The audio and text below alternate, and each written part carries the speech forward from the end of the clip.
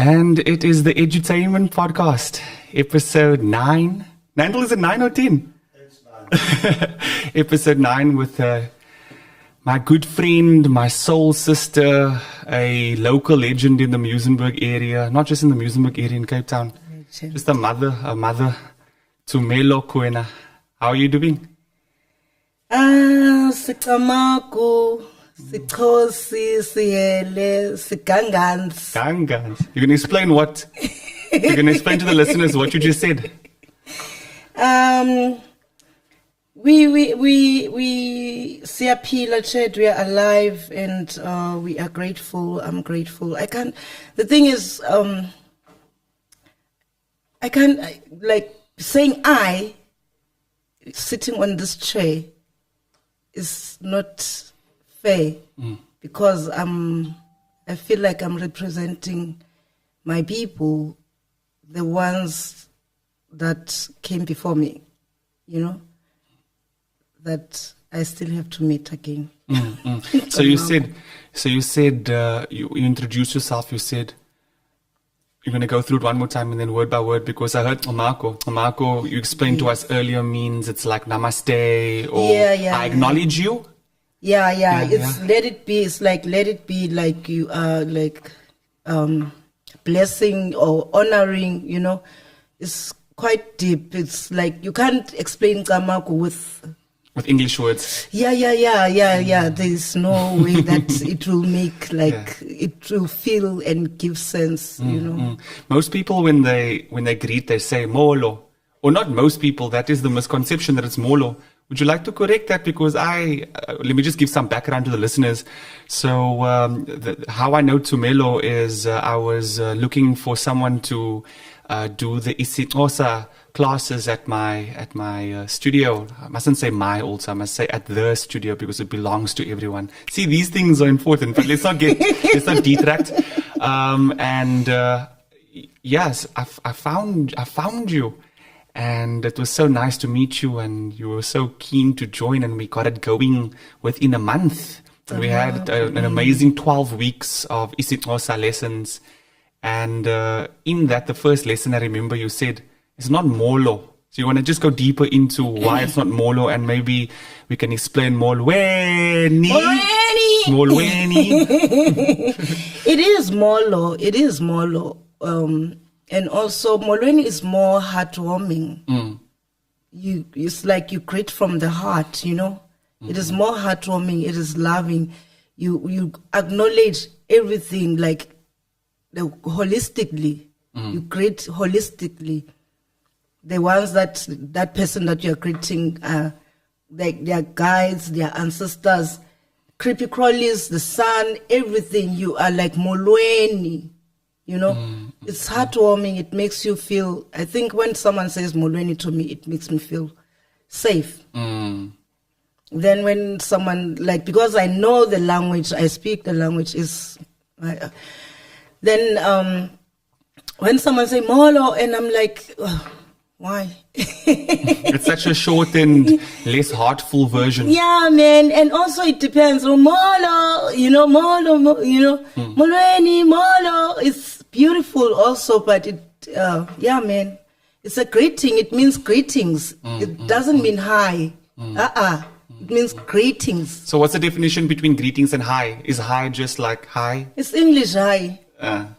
Remember? On this land, we speak from the heart. Yes. Singabantu. We are the people. Singabantu. We speak from the heart. Ubuntu. You know, our language is very rich because of Ubuntu, humanity. If you have Ubuntu, you will speak from your heart. You will be humble.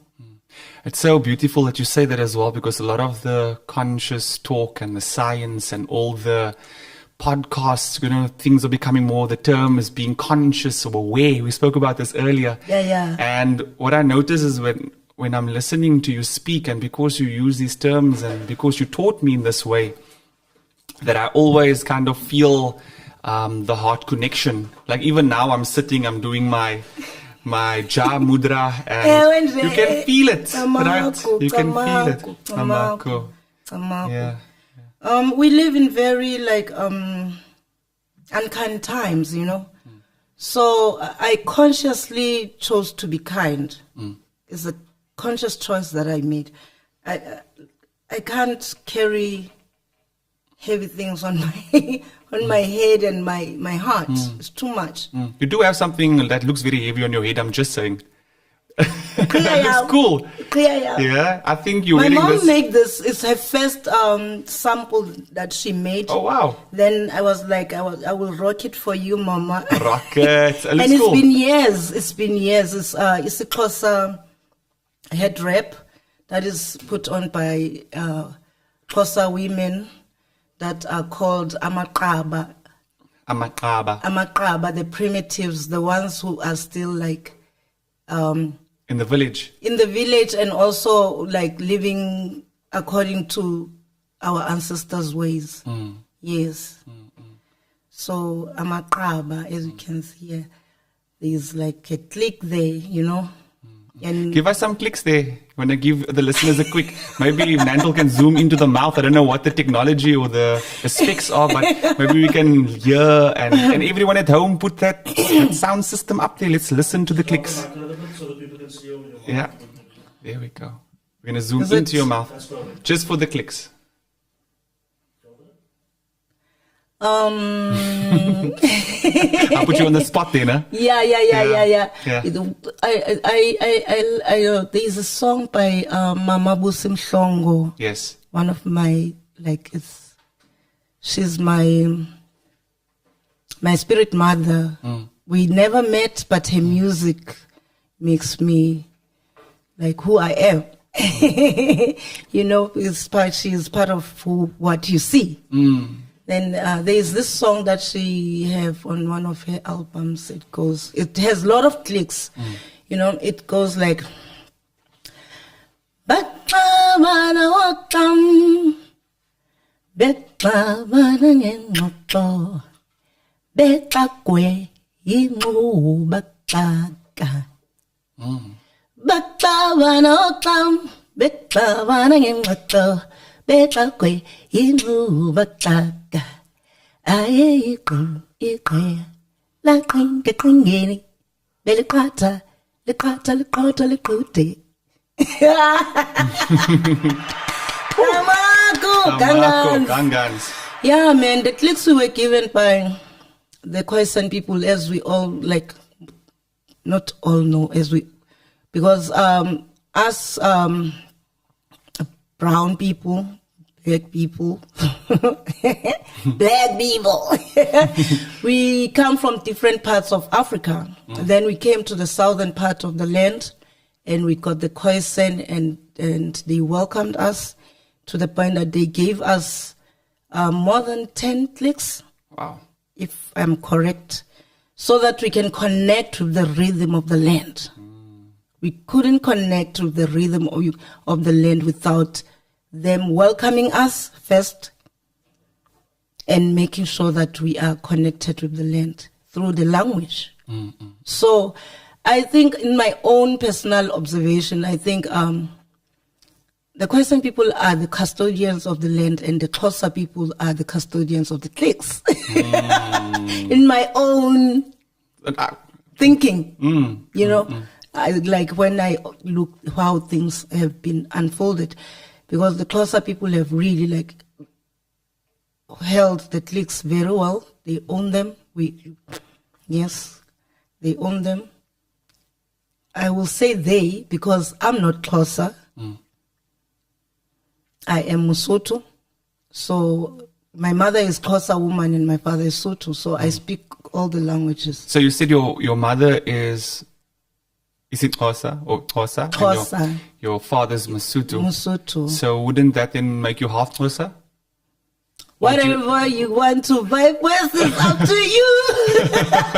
I'm just a citizen of the universe. Yes, Yeah, man. I think it's also weird because when we see people like you coming onto the show and whatever else, it's like, yeah, the listeners are going to see someone new and it has this whole identity thing. But for me, the beauty is that even through my giving you an identity or just like pointing out the identity, we still see a soul And I think that's very Yes, important because the yes, soul, yes. for me, the soul must come through the identity. It's what makes the identity beautiful because now you can express your identity, but through the soul, with the soul. Camaku.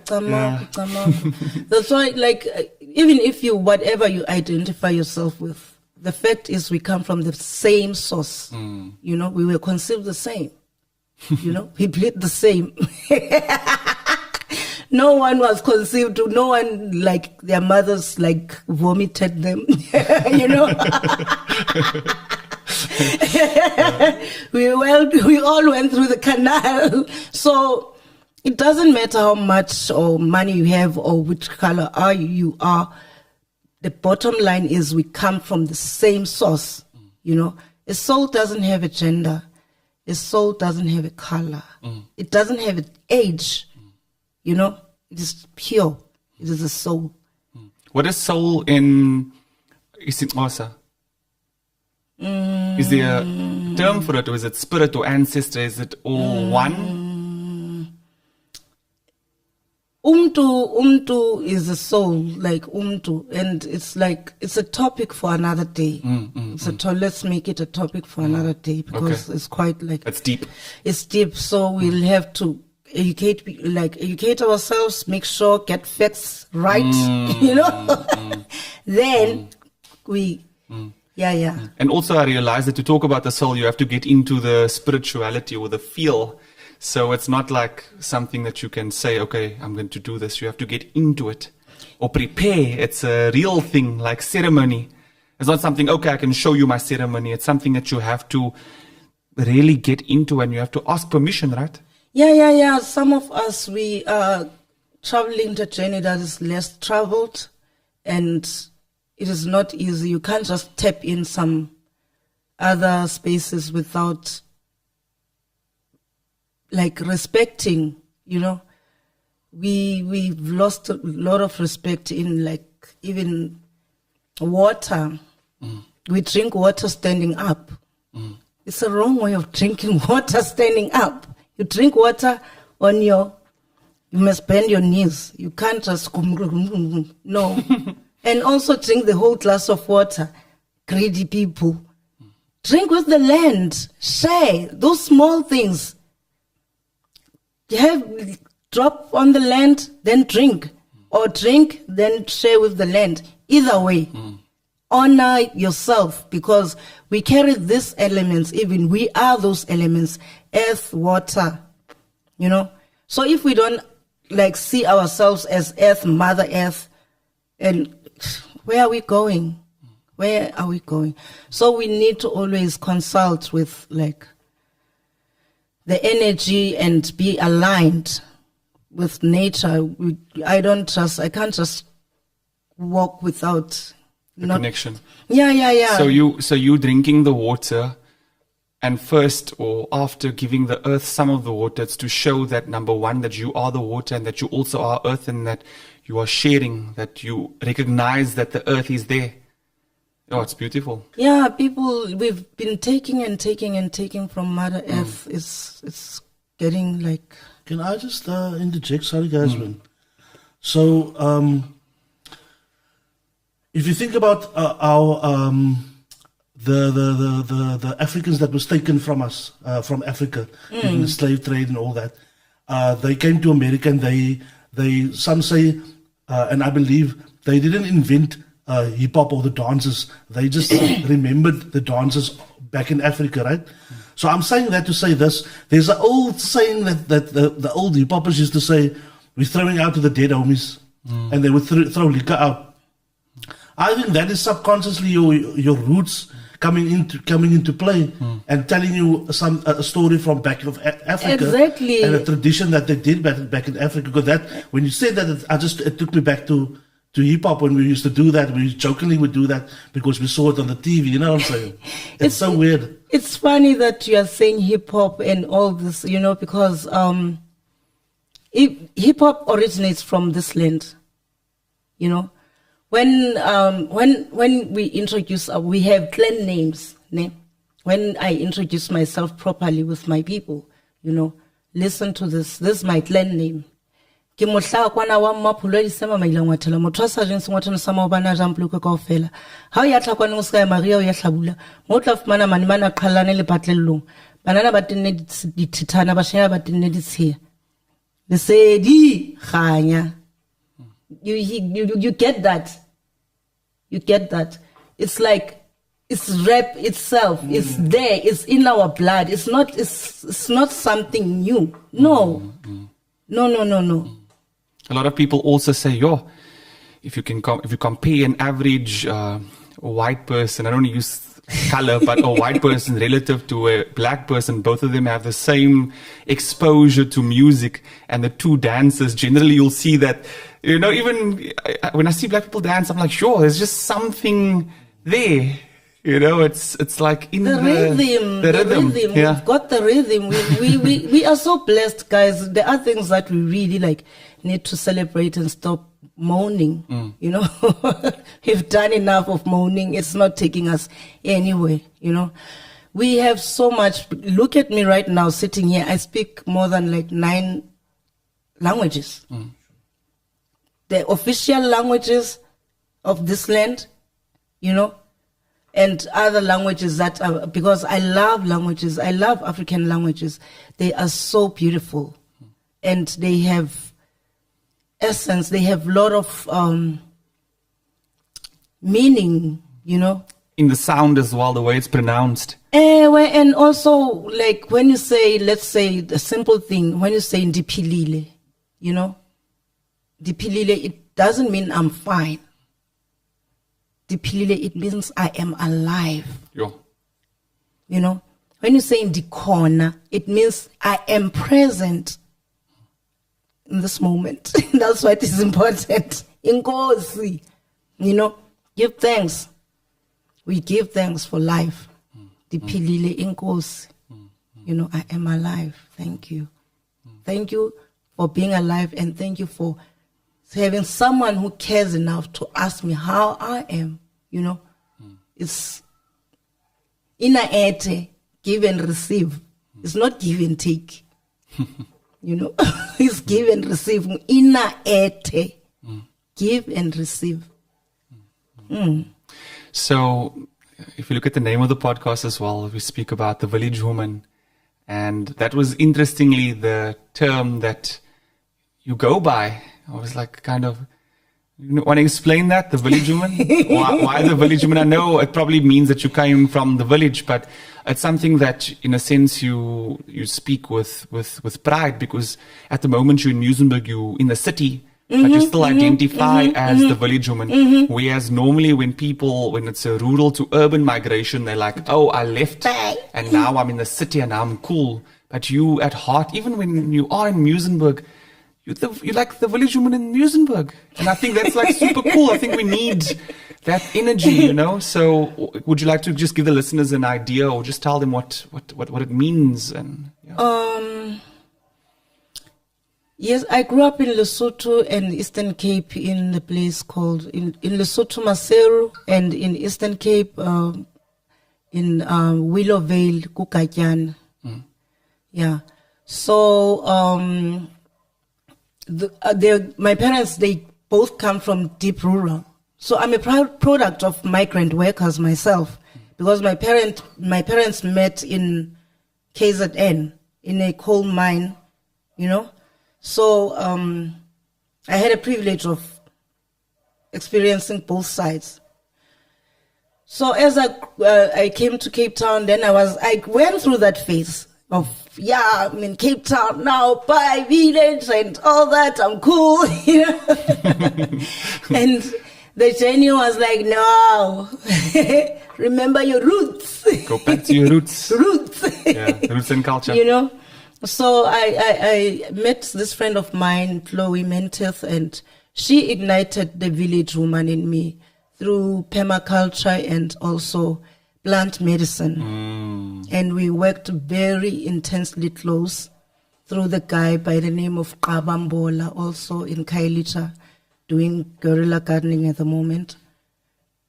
And then the journey, I grew, I got matured, got kids and I started seeing things and I was like, no, I think being primitive, being Iqaba, being a village, like it makes sense to me more than anything. Looking at the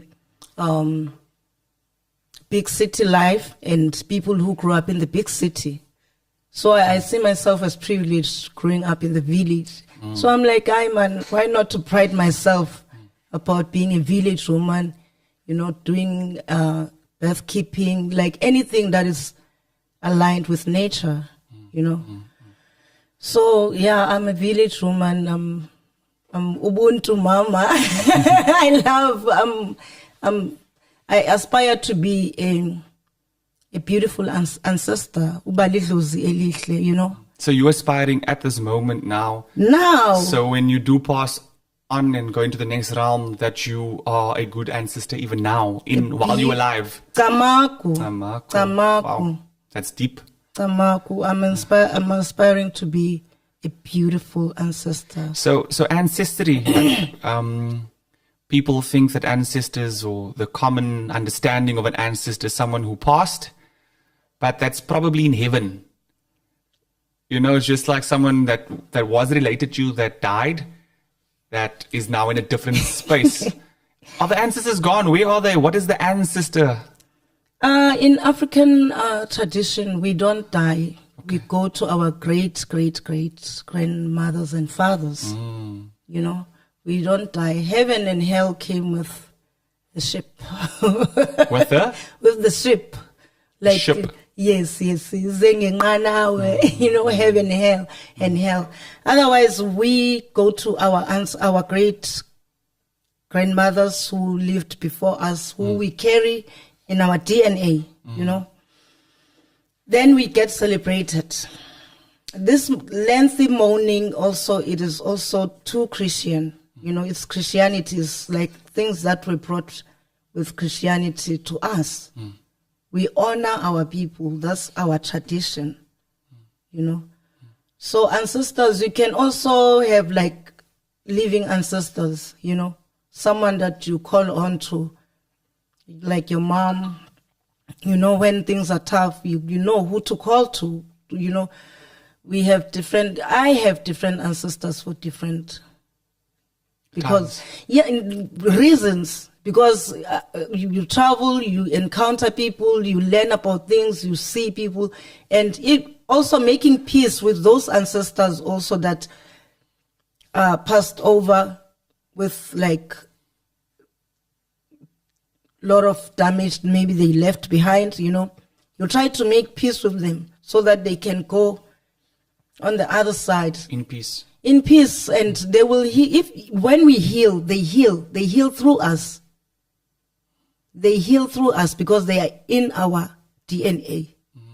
So people think it's like a spiritual thing, my belief versus someone's belief, but we're not saying it's only should be understood on a spiritual level, also on the physical level, that I have certain behavioral patterns and certain a certain energy that was from the koi, and it's still in me. So in a sense, that is also my physical ancestry on a physiological level, but then in the spiritual realm, that is also the unseen, and there's a lot of things happening there that the eye can't really identify. It's past our level of consciousness. That's why I always ask in the morning when I wake up, I say, Yo, Lord, I always, when I wake up, it's a very Muslim vibe for me, because when I wake up, I say, Mashallah. It just sounds nice, man. I say, Mashallah. And I always say, like, even my partner looks at me and I always say, Allahu Akbar. Just like loud. God is the greatest, because with Islam and that Arab sound of things, it just sounds so beautiful. I remember I used to go out, and when I used to come home at night, I always used to lay in bed and I used to play like dua, like, pray. And sure, that sound for me, it's the most beautiful, hypnotizing sound. You don't even have to know what it means. You just have to listen to it and you can feel. So that's why I say sometimes things are beyond our comprehension. We have to be conscious and listen and feel. And then we in tune. It's not just what the mind says. Yeah. Even myself, I chant, I like Namyo Horengengyo, surprisingly, and I don't know what, like, I can't remember now if Sing I it for us. It's a chant. It's a Buddhist chant. Namyo Renge Kyo, Namyo Renge Kyo, Nam. You keep repeating, like Mantra. yeah. And I it's like, it's not even African, but it connects me. It gives me that sense, like I become grounded, you know. So it's languages and music, especially music, is like another language. Sound and vibration. Yeah, ingoma. You know, ingoma is music, like ingoma is like a song. Then we have like those people that we call them isangoma. You know, isangoma. You remember that I said the word is the so it means music. Ngoma. Ngoma. Ngoma. Sangoma is the one who heals through music. Oh, wow. Nantel, so you were a Sangoma, bro. When you were just playing the music with the birds, so you were healing them. That was a Sangoma also. Yeah. In the literal meaning. Because you have to chant, ne? You Yes. have to chant. You have to like invite good spirit and chase bad. You chase the bad spirits and invite good spirit. You know, at the beginning of the chant, you are like, you know. Then when you invite the good spirit and you feel now, you know, you feel by Tamaku, Heya Livumili Tamaku, Tamaku, Heya Livumili Tamaku, Tamaku, Heya Livumili Tamaku, Tamaku. Then you keep on going to the point that you feel that, yeah, livumili tamaku. Then you surrender to healing, you know. Chanting for yourself, not even going to a sangoma, or like for yourself, to yourself, by yourself. We have power to heal ourselves, Yeah. you know. We're always looking for that external healer, but we can heal ourselves. Through song and mantra. Vuka! Common sense. The other mantras, so mantra, if you, mantra is a repetitive chant, and that's one of the meanings at least. Yeah. And with mantra, normally it goes in a circle. So you say something and then you repeat it, and the idea there, if you want to give it a literal definition, it's called transcendental meditation, because through that you transcend. And the meaning of transcend is you transcend form, transformation, transcend form. So form is when you're in your body and you're in your mind, and now you chant, and what will happen after a while, you go into a bit of a spiral and you move out of the body and you transform through transcendental song, sing, meditation, whatever they want to call it. I just did a rant there. I was like, woo! Tamako! Yeah! Why we always greet each other like that, eh? Yeah. Myself and Tumelo, we walk in Musenberg after Isitnosa class, and then we part ways and we say bye to each other, and then I just hear, Chad, yeah. Across the road, yeah! I'm sure I'm killing your ears, guys. Yeah. No, it's good. They must hear through their system. I think the technology these days it balances their sound. And if the sound was too loud on your TV, on your speakers, then you must upgrade to a new TV, bruh. Black Friday was last week. Get yourself a new sound system. So, Tumelo, people normally when I remember I watched a Russell Brand interview, and the first thing they asked him was like superficial, like, look at your look, not about him. The first thing they honored was his clothes, just to try to take away from his spirit, and he caught them. So I waited a long time, and I think we got through some spiritual elements, and now I'm very interested about you spoke about the headpiece, and what about the neck pieces, because they look beautiful. The neck pieces, Mohope Tribal Creation neck pieces, I make them hand woven, upcycling. I started this neck pieces like more than 5 years back. The time we were doing, we were having a garden and a nursery in Nyanga East. Then we ended up like with a pile of like pipes that are broken. Then I was like, these things, we can't decompose them. When we send them to the dump, what is it going to happen, you know? And I like creating. I'm blessed with like creating something, nothing from, I like creating something from nothing and make something out of it, something like that. English. Your English is very good, by the way. I tried to come. Don't say that. It's hand woven. I started just doing stuff like different stuff, like trying to make a neck piece, and I like big, like volume, you know. I like big stuff, and I like unique Pieces. Yes, you get this. If you get one of these pieces, it's yours. Only you.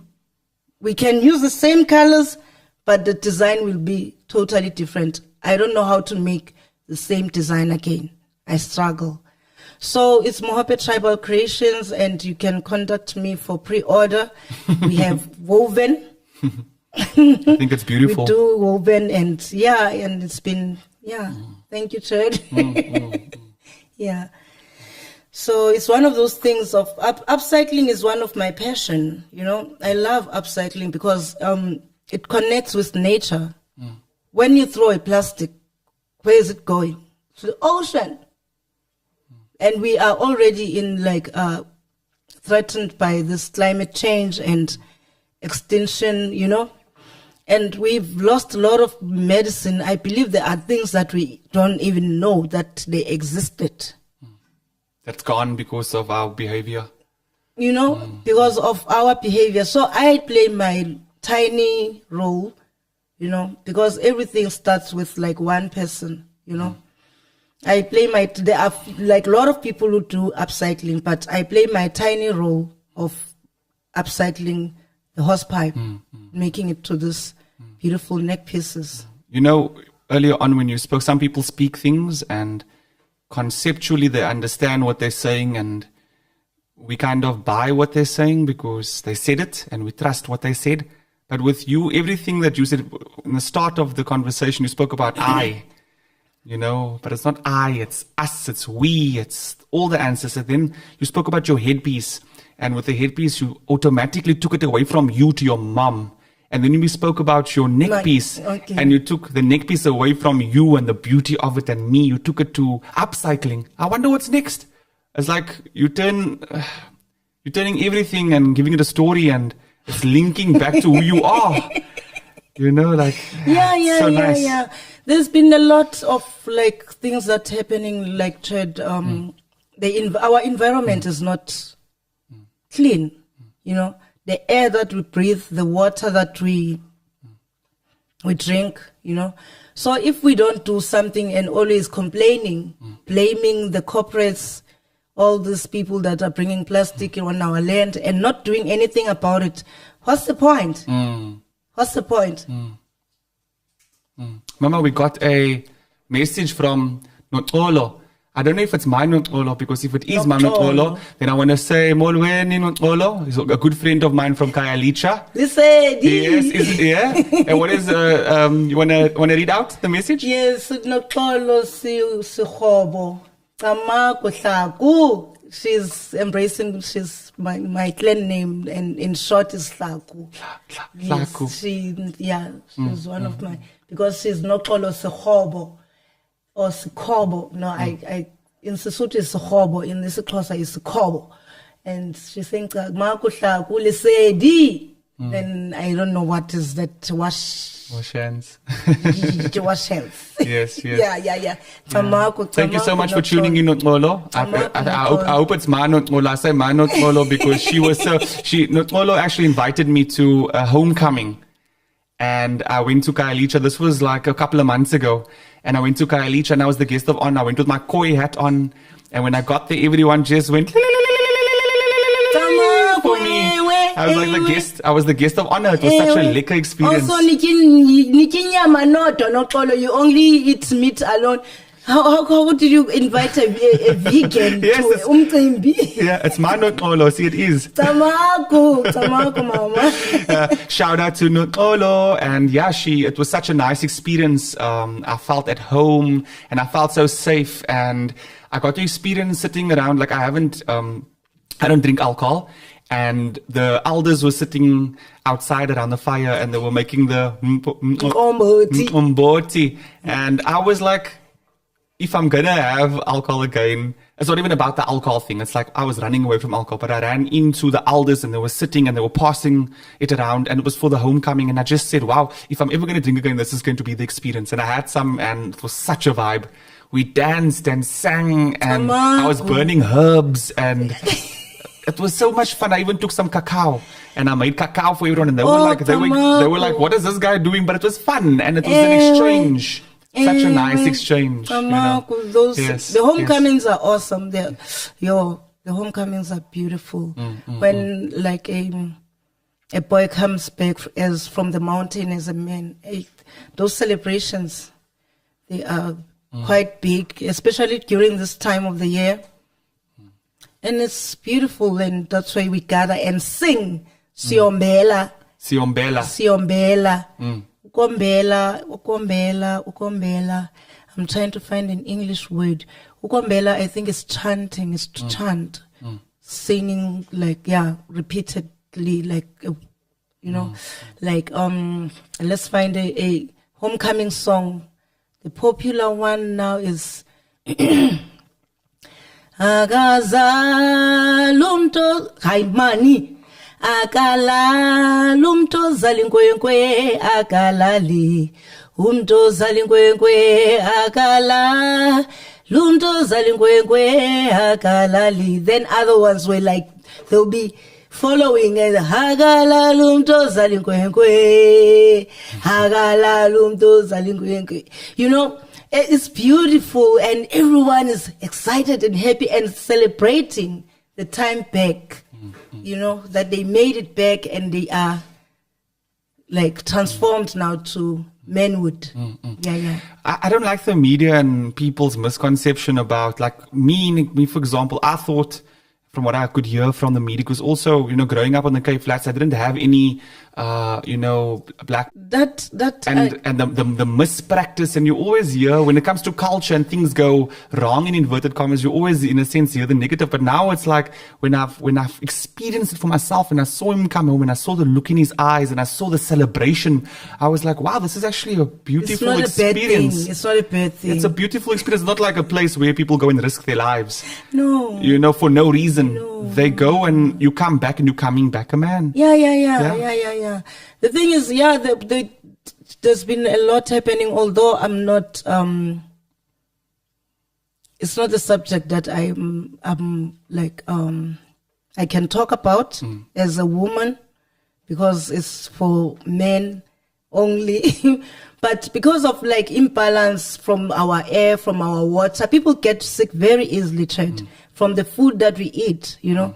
So they are no we don't do the integration very well, even from being a mother, from having a child, first time mother, you know. You need to have like someone to help you to integrate in the right way, in a proper way, like a natural way, not even heavy things just a natural way, grounding food, choosing what to eat, and when, you know, simple things. It doesn't really need to be complicated, you know. Anyway. So something I'm very interested in is that a lot of people moved from the village, from the Eastern Cape, from the Transkei, to the Western Cape, into South Africa, into Cape Town.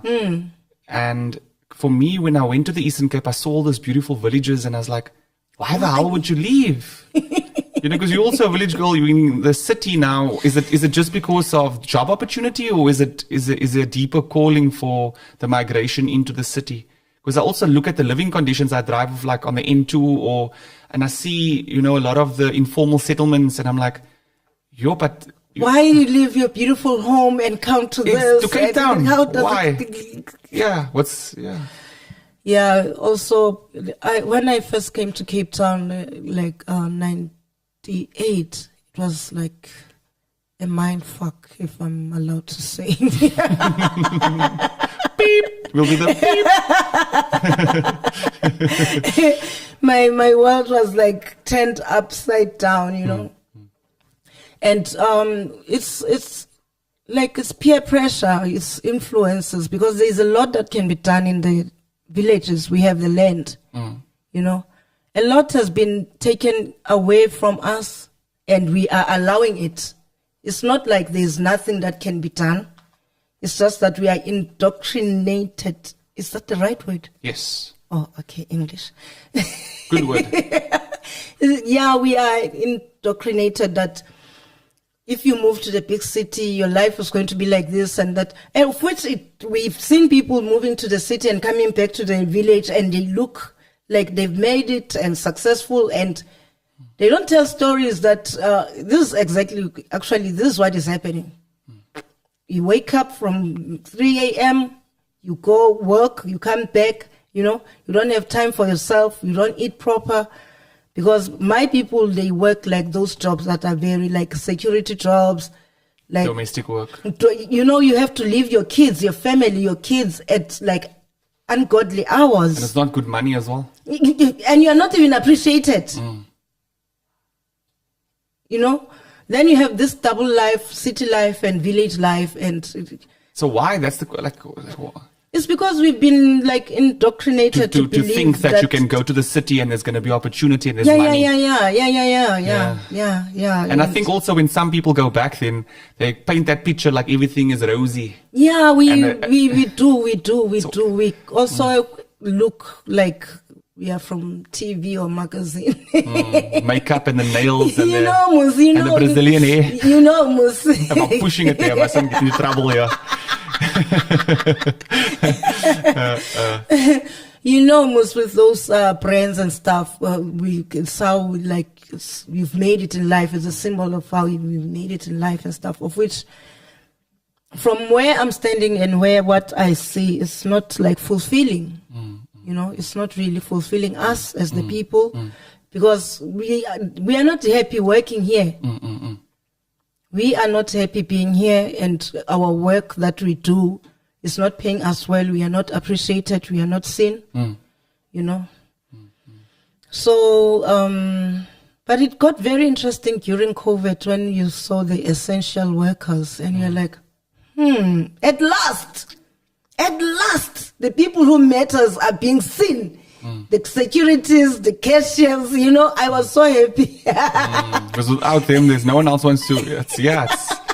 I also learned through COVID as well that if you don't do something essential, then good luck. And everything that I've done now after COVID has been essential. My brand Futurist Academy of Cape Town that you are part of, you're one of our teachers, our partners. It's an education brand, and education is essential. And then travel and tours, okay, we can't say it's not essential, because we also travel locally as well, and we need to travel from A to B. Even local travel is very important, because people want to go to Thailand, but they don't even visit the Drakensberg, or they don't even go to the Eastern Cape, or they haven't been to Kruger, or they haven't been to, because South Africa is so beautiful. I've been to Namibia, just next door, beautiful. So I think we're waking up, we're realizing we don't have to do things complicated, that we have to stick to basics. And I also see a migration. I see a migration from urban back to rural. I think people just need to, I wouldn't even say be educated is not the right term, as we need to get back into spirit. We need to be aligned. We need to be aligned with nature wherever you are.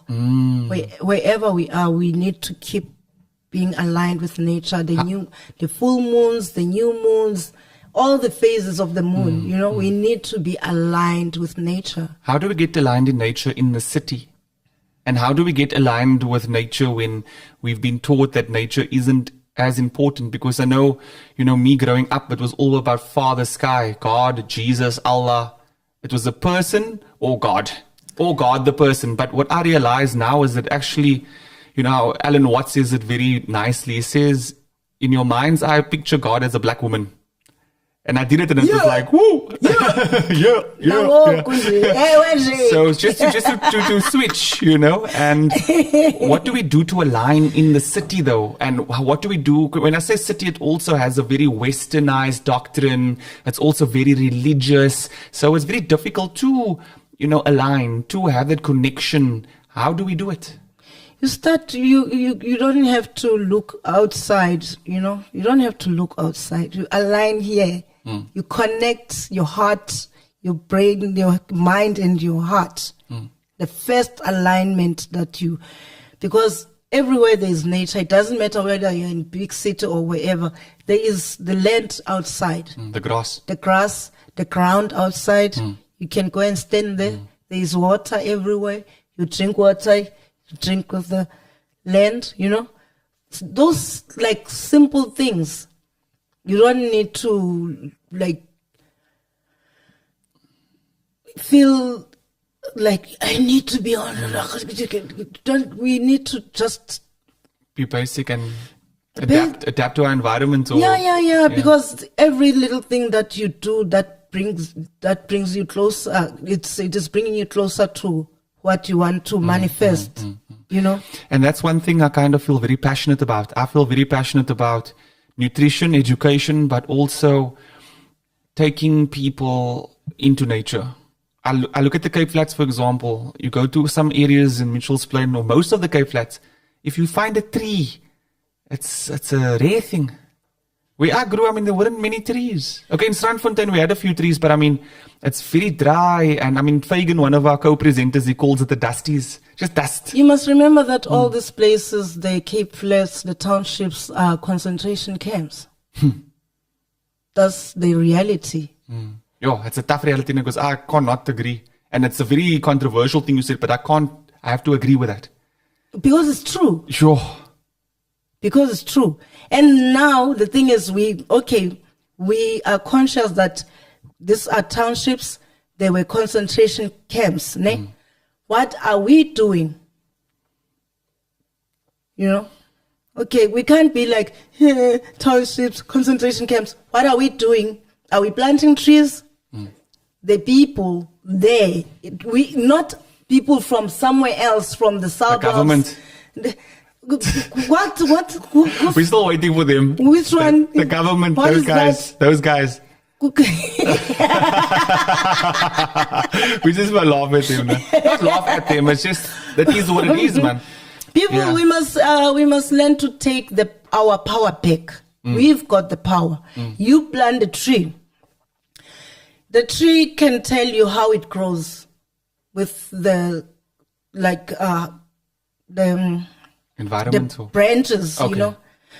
If you are in a tiny place, you look for the tree that grows up, you know, not the branches grow Goes out. out. Because if the branches grows out, then the roots also, they grow out, and it means people around you will be complaining.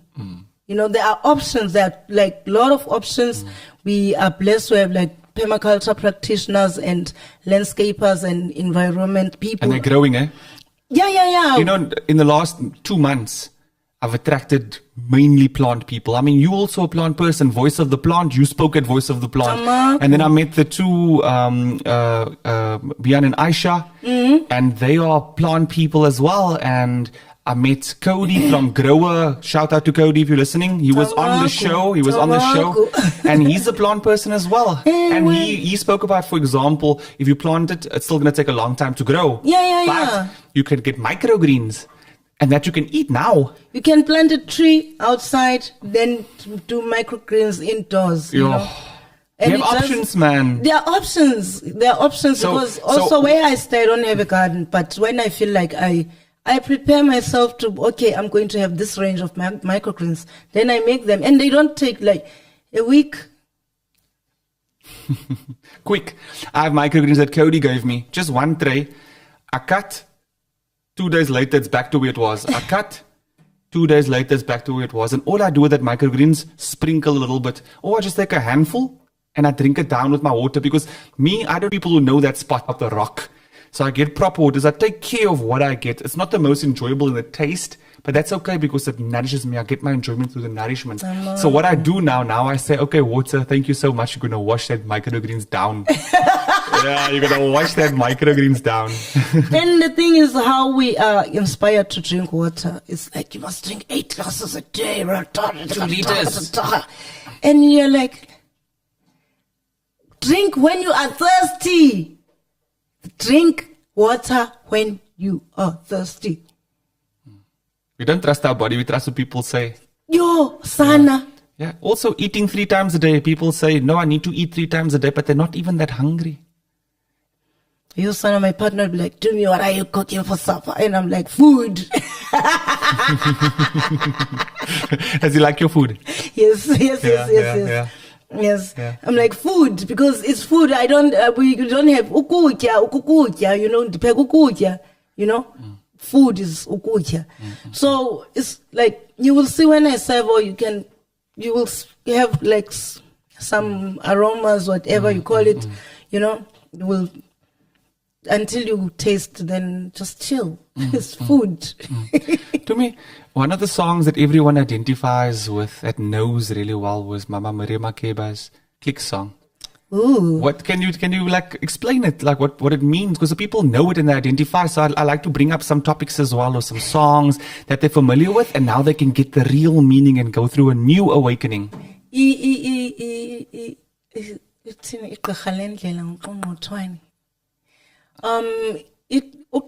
Let's talk about the ladybird. Okay. You see that insect with the dots. Yeah.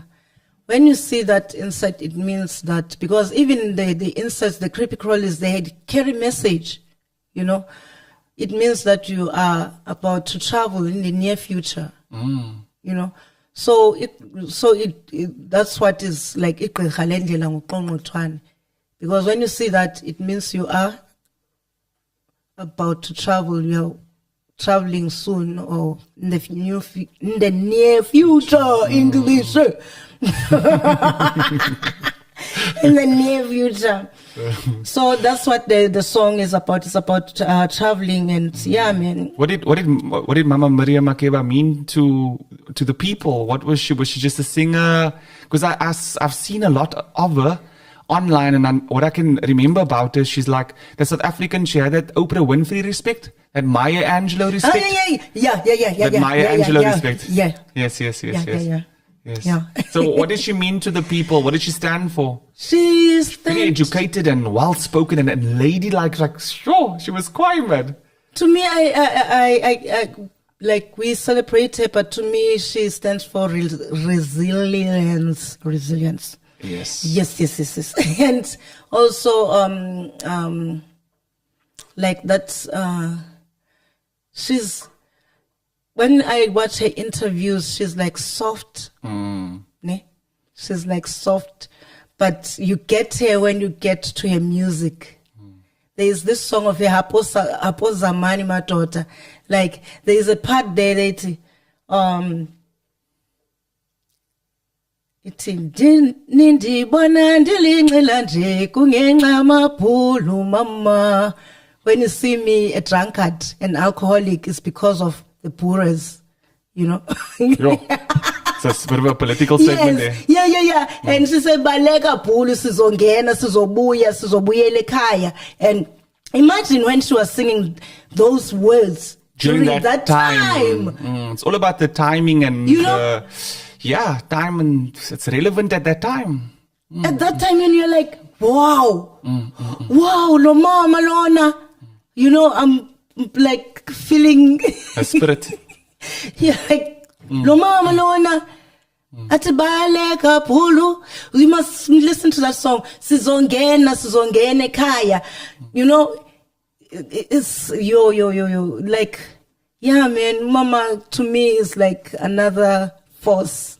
She's a force that she's I will say she's a force because her music is still alive. She's still alive through her music. Yo, deep stuff. I really enjoyed the chat tonight, and I just want to thank you very much for shedding your light on these amazing topics and telling us about you and your life and your culture and spirituality. I think this platform is very important. I just wanted to ask you before we end off what your experience on this platform is like, because we spoke about this before and I was like, Mama, to me, I want to get you out there so people can hear what you have to say, because we're in the digital spiritual, in a different realm now. What do you feel the importance of podcasts like these are? And what has your experience been? It's been awesome. The space is beautiful. Thank you, Puti. Tamako Kangans, Nanto. The space is like, man, it's welcoming, it's warm. And the podcast is my first time too. You were good. You are you fun and natural and laughing. Yeah, man, it's been a beautiful experience. And I think people that their voices needs to be heard, because I never thought that my voice could be heard. Like I can have a platform, where I can be on people's screens and saying what I'm saying. Sure. So I'm so grateful. Kamako. Yeah. You wanna do the Gangans, and for all the Khoi people out there, I'm still learning, but we're gonna do the Gangan song. Gangan se otasi dielotes dielotes dielotes dielote gangan gangan si kota kota si dielote dielote dielote dielote gangans everyone, which means thank you for tuning into Cape Conscious Media Podcast with our special guest, amazing Tumelo Kuena. Stay blessed, and we'll see you next week. Yeah. Amako.